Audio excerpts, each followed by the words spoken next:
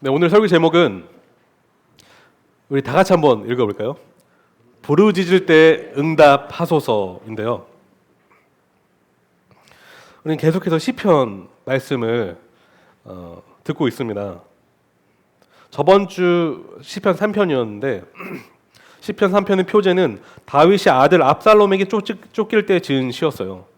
그럼 4편은요, 이 3편과 역사적인 문맥이 같은 시가 아니에요. 다시 말해서 쫓길 때 지은 시가 아니라요. 이 시의 그 문맥적인 배경은 정확히는 알 수 없지만 2절을 통해서 우리가 살펴볼 수가 있습니다. 너희 높은 자들아 언제까지 내 영광을 욕되게 하려는가? 언제까지 헛된 일을 좋아하며 거짓 신을 섬기겠느냐? 이렇게 말하고 있는데요.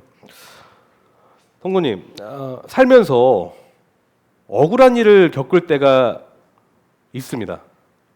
네, 많으시다고 하시는데요.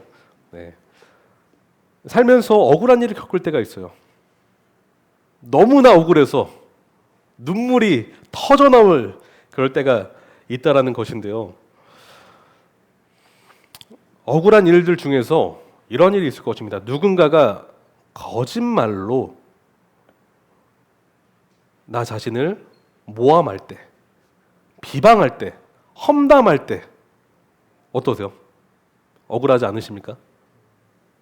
그렇게 한 적이 없는데 그렇게 했다라는 말을, 거짓말을 본인만 그렇게 생각하는 게 아니라 사람들한테 그런 거짓말을 뿌릴 때 굉장히 억울합니다. 그런데 오늘 시편이 바로 그런 상황을, 그런 문맥적인 상황 가운데 다윗이 쓴 시편이라는 것이요. 2절에 언제까지 헛된 일을 좋아하며 거짓 신을 섬기겠는가? 그래서 거짓 신이라고 했는데 거짓을 섬기겠는가라는 것인데 이 말은 언제까지 거짓말을 하겠느냐? 언제까지 모함하겠느냐? 언제까지 비방하며 그런 거짓을, 내가 한 적도 없는 거짓을 사람들에게 고하겠는가? 이러한 표현이에요. 그런데 여러분, 이런 상황을 겪으셨을 때 어떻게 대처하십니까? 어떻게 반응하세요? 그것이 중요해요. 크리스찬들에게 중요한 것은요, 어떤 상황을 겪는 게 중요한 게 아니라 어떻게 반응하느냐가 중요해요. 네. 억울하고 힘들고 예상하지 못한 일을 겪었을 때 우리가 어떻게 반응하느냐에 따라서 우리가 하나님을 찬양할 수도 있고 하나님께 불평을 할 수도 있다라는 것입니다. 그런데 오늘 다윗을 통해서 우리가 어떻게 반응해야 되는지, 어떻게 대처해야 되는지 배우길 원해요. 제가 시의 구조를 간략하게 설명드릴 건데요.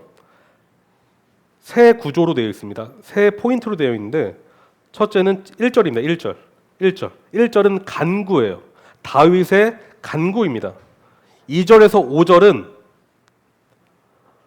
그 자신에게 거짓 모함을 했던 자들에 대한 권면이에요. 그들에 대한 다윗의 권면이 2절에서부터 5절입니다. 그러니까 1절은 간구고요. 2절에서 5절은 권면이고요. 마지막 6절에서 8절은 고백입니다. 고백. 하나님을 향한 고백이에요. 하나님을 향한 고백. 간단하게 이제 세 요점으로 되어 있는데 첫 번째입니다. 간구. 1절을 같이 보시겠습니다. 의로우신 나의 하나님, 내가 부르짖을 때 응답하여 주십시오. 여기서 다윗은 의로우신 나의 하나님이라고 말하고 있습니다. 그런데 조금 번역이 약간 헷갈려요. 그러니까 이 원어를 잘 살렸다라고 말할 수는 없는데 개역개정이 좀 더 잘 살린 것 같아요. 내 의의 하나님, 내 의의 하나님, 나의 의의 하나님. 이 말은 뭐냐면 내 의를 세워주신 하나님이라는 뜻입니다. 다시 말해 다윗의 의로움의 원인은 누구시라고 다윗은 말하고 있는 거죠? 하나님이라고 말씀하고 있는 것입니다. 첫 번째 그의 고백에서 내 의의 하나님, 지금 감당하기 어려운 억울하고 힘든 일을 당했을 때 다윗은 그 상황을 집중하는 것이 아니라 하나님을 바라보는데 내 의의 하나님, 이 의미는 자신의 의, 여러분 의라는 것은 무엇입니까? 하나님 앞에서 올바르다는 뜻입니다. 따라서 어떠한 비방자가 저와 여러분의 명예를 깎아내리고 거짓 모함을 하더라도 다윗은 나의 올바름을 아시는 분은 누구라고 말씀하는 거예요? 하나님이시기 때문에 거기서부터 이미 위안을 찾는 거예요. 어느 누가 나의 명예를 깎아내린다 할지라도 하나님은 아시니라는 것입니다. 하나님은 아시니. 정리하자면 거짓 모함과 비방의 상황에서 다윗은 자신의 의로움의 원천을 곰곰이 생각합니다. 하나님.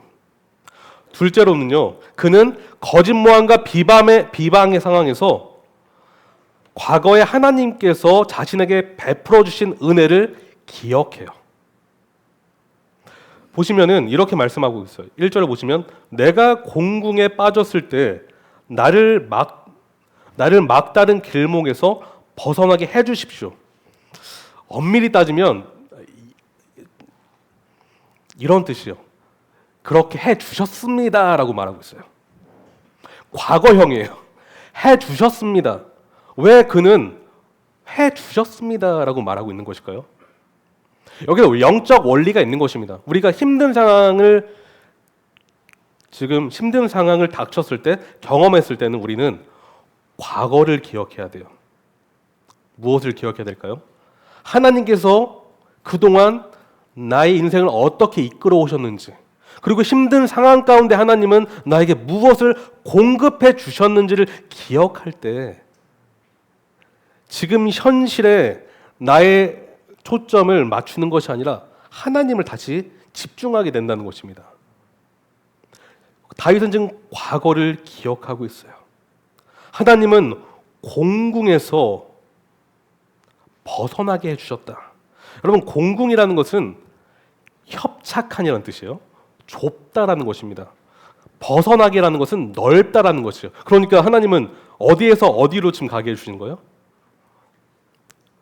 좁은 곳에서 넓은 곳으로 지경을 넓혀주신 것이에요. 스펄전, 제가 존경하고 영국이 낳은 최고의 설교의 황태자라는 분이 계신데 찰스 스펄전은 이렇게 말합니다. 이는 험준한 협곡에 갇혀 사방의 적에게 심하게 몰리는 군대에 비유해서 온 말이다. 하나님이 바위를 쳐서 무너뜨리시고 움직일 공간을 주셨다. 그분이 장벽을 부수시고 넓은 곳에 두셨다라고 말을 하는데, 여러분은 그런 경험이 있으십니까? 막다른 골목, 좁은 골목, 사방이 어떤 적에게 포위당한 그런 느낌에 그 마음이 좁아지는 그런 상황을 경험해 보신 적 있으십니까?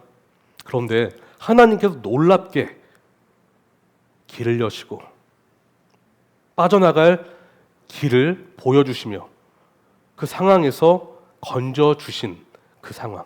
그런데 더 중요한 것은 우리 마음이 그 가운데 하나님으로 말미암아 기쁨을 누렸던 그 경험이 있으십니까? 여러분, 힘들 때 그 은혜를 한번 기억해 보십시오. 그 은혜. 상황이 반전된 것도 중요하지만 그 상황을 인도하신 그 하나님의 은혜를 기억하셨으면 좋겠습니다. 그래서 다윗은 나에게 은혜를 베푸시고 나의 기도를 들어주십시오라고 지금 현실에서 하나님께 탄원하고 있는 것이, 하나님, 은혜를 베푸신 하나님, 그 은혜가 과거에만 머무는 것이 아니라 오늘날 하나님께서 동일한 은혜를 베풀어 주실 줄 믿습니다. 주님, 은혜를 오늘도 간구하오니 은혜를 베풀어 주십시오. 길을 넓혀 주십시오. 지경을 넓혀 주십시오. 제 좁은 마음을 넓혀 주십시오. 제가 주님을 의지합니다. 두 번째는 권면입니다. 권면인데요. 여러분 잘 들어보세요. 세 가지를 말씀드릴 건데 그 공통점이 무엇인지 한번 들어보세요. 하나님을 통해 자기 의로운 신분을 재확인한 사람. 둘째, 하나님께 받은 은혜를 기억하는 사람. 셋째, 그래서 그분께 기도로 은혜를 간구하는 사람의 공통적인 특징이 무엇인지 아십니까? 그 사람은 담대해집니다. 그 사람은 용감해집니다. 용감할 수가 없는 상황에서 용감해지고요. 담대할 수 없는 상황에서 담대해집니다. 지금 다윗이 그런 상황이에요. 그러고 있습니다. 정확히 다윗이 지금 어떤 상황인지 모르지만 다윗의 인생을 봤을 때는 굉장히 지금 억울한 상황이 많았잖아요. 그렇죠? 다윗의 인생 가운데 다윗이 담대해질 수가 없는 상황인 거예요. 용감해질 수가 없는 상황인데 지금 그는 2절에 너희 높은 자들아 언제까지 내 영광을 욕되게 하려 하느냐라고 그들을 꾸짖고 있습니다. 꾸짖고 있어요. 움츠러드는 것이 아니라 되려 그들을 책망하고 있다는 것입니다. 권면의 그래서 첫 번째 지금 메시지는 책망인데요. 너희 높은 자다. 여러분 여기 높은 자들이라는 것은 권세, 재물이 많은 그러니까 힘이 있고 능력이 있는 사람을 뜻하고 있습니다. 다윗이 봤을 땐 굉장히 힘이 있고 능력이 있는 사람이었어요. 그런 자에게 다윗은 책망하고 있는데 그럼 혹시 갈라디아서를 공부해 보신 분이시라면 바울이 강하게 질책하고 책망한 사람이 한 명 나와요. 누군지 아십니까? 바로 사도 베드로입니다. 바울이 베드로를 강하게 질책하는데 그럼 베드로가 누구입니까? 예루살렘 교회의 기둥이에요. 그런데 바울은 당시에 사도권을 위협받던 사람이에요. 그러니까 많은 사람들이 비방자들이 사도 바울을 너의 사도권은 정통성이 없다라고 하면서 비방을 했어요. 그러니까 바울은 어때요?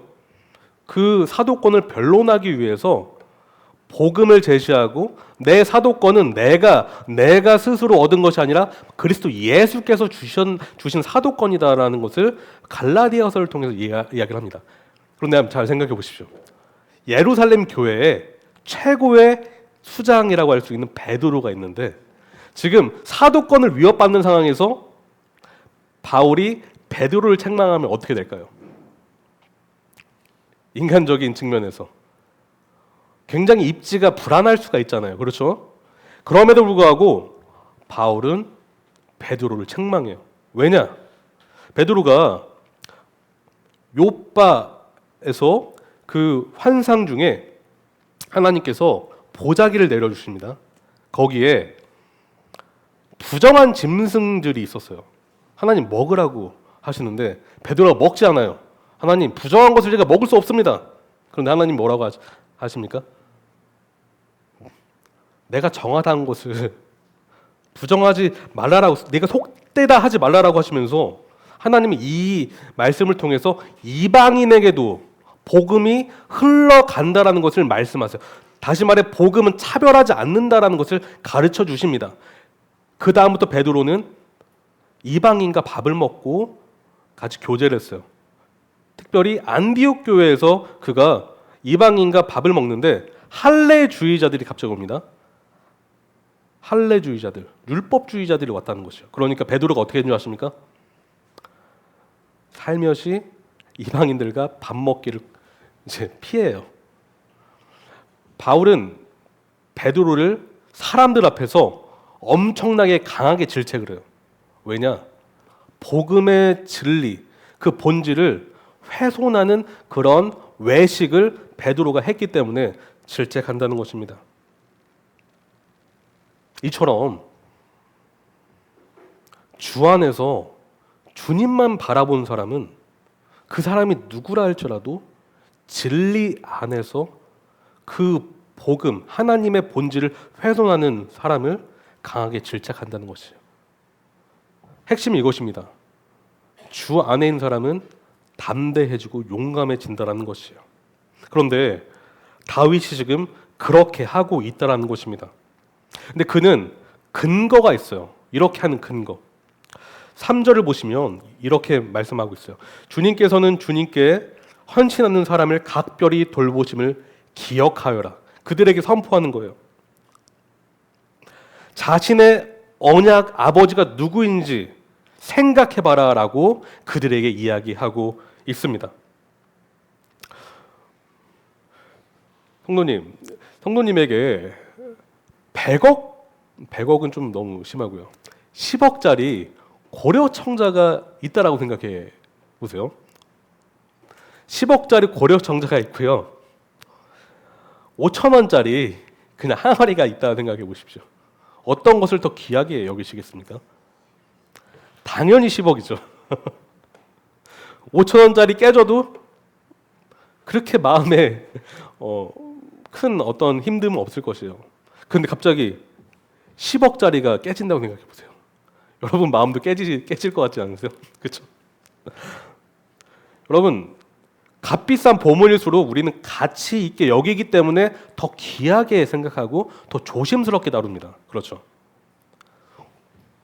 하나님은 우리를 그렇게 보신다는 것이에요. 다윗은 지금 그런 말씀을 하고 있는 것입니다. 각별히 돌보심을 기억하여라 라고 하고 있어요.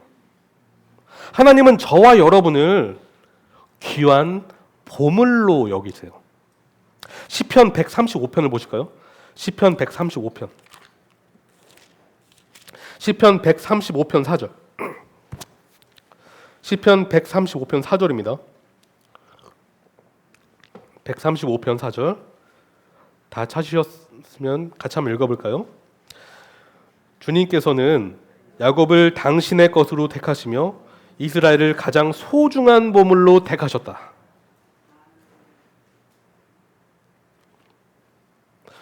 여러분 왜 우리가 귀한 줄 아십니까? 하나님이 우리를 택하셨기 때문입니다. 하나님이 우리를 택하셨기 때문입니다. 우리의 존귀함은 하나님으로부터 나온다. 제가 몇 번 말씀드렸는데 그렇기 때문에 다윗은 지금 이 진리를 근거로 해서 나를 건들지 말라라고 하는 거예요. 지금 내가 얼마나 귀한지 너희들 아느냐라고 말하는 것입니다. 나 건들면 누구 건드는 것이에요? 하나님 건드는 것이라고 말하는 것이에요. 그러니까 나 건들지 말아라. 두렵지 않니? 어떻게 될지 모르니? 하나님께서 널 어떻게 할지 모르니 나 건들지 마라고 지금 호소하는 것입니다. 왜냐? 하나님은 다윗과 언약적 관계로 묶여 있기 때문에 하나님은 절대 아들, 딸을 포기하지 아니하시고 아들, 딸이 누군가에 의해 공격받고 핍박받는 것을 가만히 두지 않으시는 하나님이십니다. 지금 다윗은 그것을 말씀하고 있는 것이에요. 그래서 4절 너희는 분노하여도 죄짓지 말아라. 잠자리에 누워 마음 깊이 반성하면서 눈물을 흘려라. 쉽게 말해서 회개하라라고 말하고 있는 것이에요. 회개하라. 4절에 너희는 분노하여도 죄짓지 말아라. 조금 번역이 좀 정확하게 나와 있지 않은데 이런 말씀이에요. 너희는 떨며 죄짓지 말아라라고 하는 것이 좀 명확합니다. 다시 말해 하나님을 두려워함으로 죄짓지 말아라고 말하는 것이요. 하나님을 두려워하라. 하나님을 좀 무서워해라 라고 말하는 것입니다. 여러분 사람이 왜 죄를 짓는 줄 아십니까? 하나님을 두려워하지 않기 때문에 죄를 짓는 것이에요. 하나님이 두렵지 않기 때문에 죄를 짓는 것입니다. 또한 죄를 짓는 이유는 분주한 삶 속에서 자기 성찰을 하지 않기 때문입니다. 여유가 없어요. 항상 바빠요. 자기 시간을 바쁨 안에 항상 둔다라는 것이요. 근데 사절을 보시면 잠자리에 누워 마음 깊이 반성하라고 하고 있습니다. 잠잠한 가운데 자기 성찰을 하라는 것이에요. 그럼 우리는 너무 바쁘게 살고 있습니다. 너무 분주해요. 물론 일터에서 가정에서 할 일이 참 많습니다. 근데 여러분은 그 시간 가운데 의지적으로 하나님을 바라보시면서 나 자신을 자기 성찰을 하는 시간을 갖고 계십니까? 우리는 그 시간을 의지적으로, 의도적으로 만들어야 돼요. 만들지 않으면 안 됩니다. 저절로 안 된다는 것이에요. 만약에 우리가 자기 성찰, 자기 반성, 회개 시간을 갖지 않으면요, 죄를 짓기 쉽다라는 것입니다. 죄악의 삶이 우리의 삶을 좌지우지하기 쉽다라는 것입니다. 또한 여러분, 사람이 마음껏 죄를 짓는, 제가 첫 번째는 하나님을 두려워하지 않기 때문에, 두 번째는 자기 성찰을 하지 않기 때문에, 셋째는 이것이요, 참된 예배를 등한시 여기기 때문에 그렇습니다. 5절을 보시면 올바른 제사를 드리고 주님을 의지하여라 라고 말하고 있어요. 여러분, 예배를 뭐라고 생각하십니까? 우리는 평생 예배를 드려왔습니다. 여기 계신 우리 신앙 선배님들은 20년, 30년, 40년 예배를 드려오셨어요. 근데 여러분은 예배가 뭐라고 생각하세요? 예배. 또한 예배를 통해서 무엇을 얻으시며 예배를 통해서 어떤 변화가 있으십니까? 여러분, 예배는 올바른 제사라고 하고 있습니다. 올바른 제사. 이 올바르다라는 이 단어는요, 1절에 의롭다라는 것과 동일한 단어예요. 그러니까 참된 예배는 의로운 예배인 것이에요. 의롭다는 게 무엇입니까? 하나님과 올바른 관계에 있는 것이 의로운 것이에요. 다시 말해, 진정한 예배는 하나님과 올바른 관계를 맺을 때 일어난다는 것이에요. 하나님과 관계가 올바라야 예배가 예배다워질 수 있고, 그 복이 나의 복이 될 수 있으며, 그 복을 통해서 우리가 변화될 수가 있다는 것입니다. 우리 삶이 변화되지 않는 이유는 첫째로 하나님과 관계가 올바르지 않기 때문인 것입니다. 여러분, 시편 51편을 보실까요? 다윗이 밧세바를 범하고 1년 뒤에 회개하면서 쓴 시가 시편 51편인데, 시편 51편 16절에서 17절을 한번 보시면,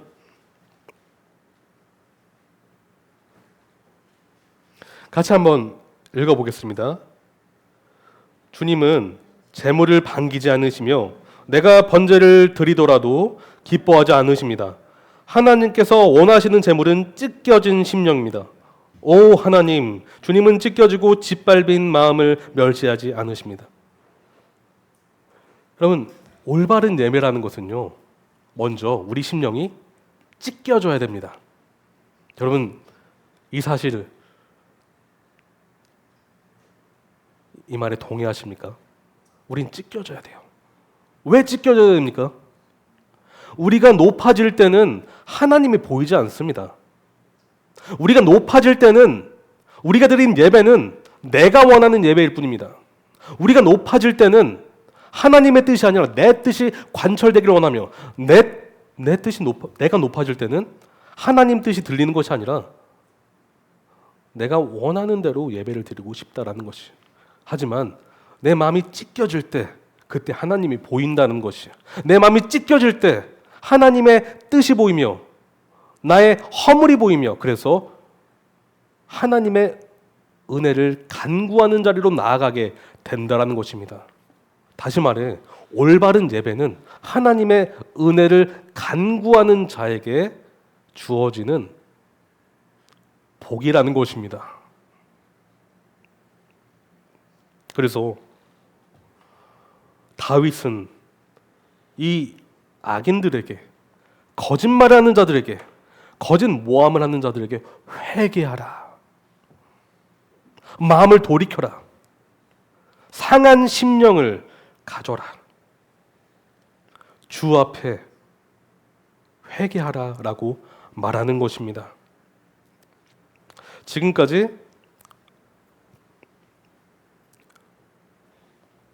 간구와 이제 책망을 봤는데요. 마지막으로는 고백입니다. 6절에서 8절인데 다윗은 6절에서 8절을 통해서 고백을 해요. 자신의 마음을 고백을 합니다. 여러분, 세상의 가치를 잠깐 살펴봤으면 좋겠어요. 여러분, 세상의 가치는 요한일서에도 잘 나타나 있는 것처럼 육신의 정욕, 안목의 정욕, 이생의 자랑이에요. 세 가지 범주에 다 속해 있습니다. 육신의 정욕, 안목의 정욕, 이생의 자랑. 특별히 안목의 정욕, 우리는 보는 거에 약해요. 그리고 보여지길 원하고 보여주고 싶어 합니다. 또한 하나님으로부터 하나님 보여주시면 제가 믿겠습니다. 하나님 보여주시면 제가 순종하겠습니다. 하나님 보여주시면 제가 주님 말씀 따라서 변화된 삶을 살겠습니다 라고 한다라는 것입니다. 그래서 보여달라라고 자꾸 해요. 보여달라. 물론 믿음의 사람도 그럴 때가 있습니다. 대표적으로 도마가 그랬죠. 도마가 그랬어요. 가시적인 증거를 구하면서 그 증거를 보여주시면 제가 믿겠습니다라고 했습니다. 하지만 불신자는요, 오직 눈에 보이는 가시적인 축복만을 바란다는 것이에요. 신자는 간혹 그럴 수가 있지만 불신자는 그 세계에 빠져서, 안목의 정욕의 세계에 빠져서 그 세계에 흠뻑 빠져서 그 늪에서 헤어나질 못한다는 것이죠. 왜냐? 믿음의 감각이 없고 영적 감각이 없기 때문에. 그러나 믿음의 사람은 달라야 된다는 것입니다. 어떻게 달라야 될까요? 우리 가시적인 축복에 우리 믿음의 근거를 둬서는 안 된다는 것이에요. 가시적인 축복에 우리 믿음의 근거를 둬서는 안 된다는 것입니다. 우리 기쁨의 근거를 어디에 두어야 할까요? 하나님께 두어야 한다라고 다윗은 지금 고백하고 있습니다. 그래서 그는 6절에 주님, 우리에게 큰 복을 내려주십시오. 누가 우리에게 좋은 일을 보여줄 수 있을까 하며 불평한 사람이 많이 있습니다. 그러나 주님, 주님의 환한 얼굴을 우리에게 비춰주십시오. 사람들은 이렇게 말합니다. 좋은 일을 보여달라고 말합니다. 하나님이 살아계시면 보여달라. 다윗, 너가 믿는 하나님이 진짜 하나님이면 보여달라. 불평한다는 것입니다. 그런데 다윗은 주님의 환한 얼굴을 구하며 주님만을 구하고 있다라는 것이요. 여러분, 여기서 하나님의 얼굴빛은 하나님의 임재와 은혜를 상징합니다. 무엇입니까? 사람들은 소유가 많아지면 기쁠 거라고 생각해요. 사람들은 가시적으로 어떤 큰 축복이 임했을 때 그 축복이 영원히 사라지지 않을 것만 같이 생각을 합니다. 하지만 다윗은 명확히 알고 있었어요. 그것은 안개와 같이 사라진다. 안개와 같이 사라진다. 여러분, 우리의 물질은 사라져버릴 안개와 같지만 우리 하나님 아버지의 얼굴빛은 영원한 영광의 광채라는 것입니다. 여러분은 사라져 버릴 것을 붙잡고 계십니까? 아니면 영원한 하나님의 영광을 붙잡고 계십니까? 무엇을 붙잡고 계세요? 그런데 그 하나님을 붙잡는 자는 언제나 어디서나 어떤 상황에서든지 평안을 누릴 수 있다는 것이 다윗의 고백이에요. 그래서 7절 주님께서 내 마음에 안겨주신 기쁨은 핵 곡식과 새 포도주가 풍성할 때보다 누리는 기쁨보다 더 큽니다. 다윗은 지금 또 과거형으로 썼어요. 주님, 저 이거 기억합니다. 이 기쁨, 제가 누렸던 그 기쁨, 주님. 그래서 8절에 내가 편히 눕거나 잠드는 것도 주님께서 나를 평안히 쉬게 하여 주시기 때문입니다. 그래서 다윗은 평안하게 잘 수 있다라고 고백하는 것이에요. 설교의 결론입니다. 그럼 살면서 억울할 때가 많으시죠? 그 억울하게 만드는 장본인이 안타깝게도 남편일 때가 있습니다. 안타깝게도 아내일 때가 있어요. 아내. 근데 제 아내를 너무 강조했나요? 자녀일 때가 있습니다. 부모님일 때가 있고요. 친한 친구일 때가 있어요.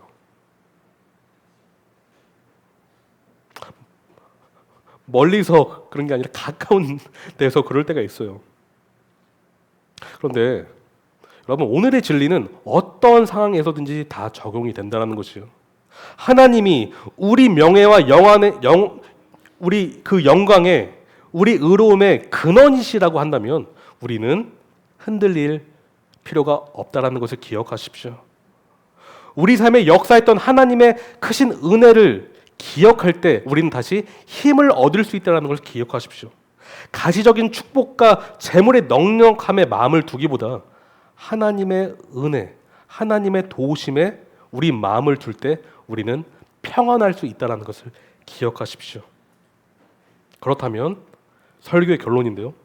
성도는 어떤 원수의 비방에도 하나님의 은혜 안에서 담대하고 기쁨 넘치는 삶을 살 수 있다라는 것을 여러분 기억하시길 바랍니다. 다 같이 기도하시겠습니다. 하나님, 오늘 시편 4편을 통해서 다윗의 상황과 그 다윗의 고백을 통해서 저희가 큰 또 지혜를 얻고 삶 속에서 어떠한 말씀을 어떻게 적용해야 될지 생각해 보는 시간이었습니다. 살면서 정말 힘들 때가 있습니다. 더욱이 정말 원치 않는 그런 억울한 상황을 겪을 때가 있습니다. 하지만 주님, 그때 오늘 말씀을 기억해서 다윗이 했던 그 고백처럼 우리 삶 속에서 이 진리의 말씀을 적용할 수 있도록 인도하여 주시옵소서. 주님, 그래서 오직 주님의 은혜만이